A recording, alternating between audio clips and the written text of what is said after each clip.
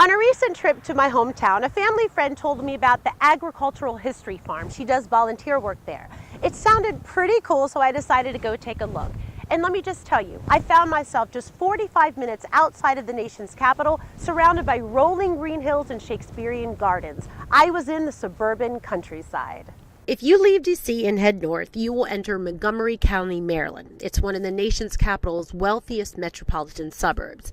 It's home to the National Institute of Health, the FDA, with the current population at a little over 1 million and still growing. It's also hard to imagine that it's home to 540 working farms, 350 horticulture businesses, and over 10,000 horses grazing about. But it's all true.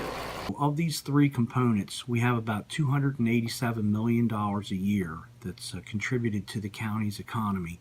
Jeremy Chris is the director of the Office of Agriculture for Montgomery County. He says that the horticulture industry is booming.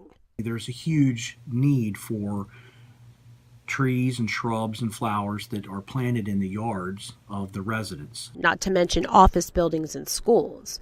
Currently, there are 350 horticulture businesses in the county that employ more than 7,000 people. We also have a huge equestrian community in the county. We're currently second in the state with the total number of horses. The equine community in Maryland has been thriving since I was little. Currently, there are a whopping 783 horse farms in the county. In 2003, we were the first jurisdiction in the state of Maryland to change our definition of agriculture to include both horses and equestrian facilities. The majority of farms in the county are cash grain operations. With an equine industry that is so strong, the benefits are enormous. They need to eat, so the farmers will be growing all types of hay and oats. This is the Agriculture History Farm Park in Gaithersburg, Maryland.